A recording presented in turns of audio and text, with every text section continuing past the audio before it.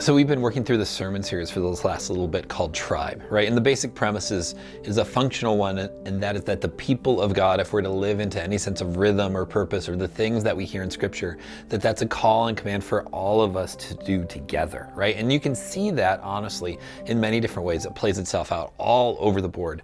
But one of the places I think it actually shows up the most is in one of the things that's often the most underrated, and that's in how the church leads itself.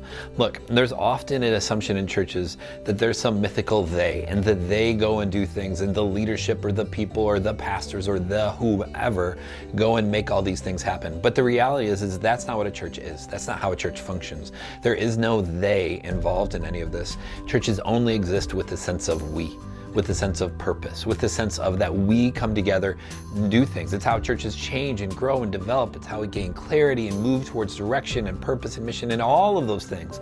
It's all because of a we, and a we who engages and thinks and chooses to take a season where they can be invested, involved, and open to serving if they happen to be selected in the place and ways that God is calling them to be. And so we're in that time of year when we're beginning the process and having conversations around who is God calling to serve next in this season, right? And for many of us, I think lives are busy. We have careers, or you have kids, or you're in the newly retired but still outgoing and seeing all the things crowd, or then suddenly you feel too old, or you feel too young, or there's always the many reasons, and some of which are very, very valid. But I want to encourage you and challenge just a little bit to keep in mind that there is no they. A church only exists because of an us and a we, right? It only exists because the people of God come together in one place and go, yes, we want to do that thing. And we need leaders, right? We need people who are willing to serve. We never suffer from ideas. Ideas are cheap and easy. We don't need ideas. We need people. We need leaders who are willing to invest and serve and say, I'm not going to do this forever, but for this next season, I'm willing. I'm game. Send me, sign me up. And so I don't know where you are. I don't know what you've been thinking about. I don't know if this is coming at you out of the blue or if it's something you've been praying and wrestling through.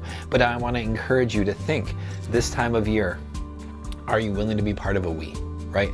Not just the they that makes things happen, what you may or may not disagree with, but to be part of a we who's willing to help and be invested and involved. Do you have the time? Do you have the bandwidth? It doesn't take a ton, though it does take some. In order to do it well, everything we make time for, you never find time for. Are you at a place where you can be a church more than a Sunday morning, where we live it out on a Monday, Tuesday, and Wednesday?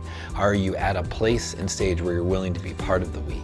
Sometimes we are, sometimes we aren't. That's all okay. But we need a we in order to live into where we're supposed to go.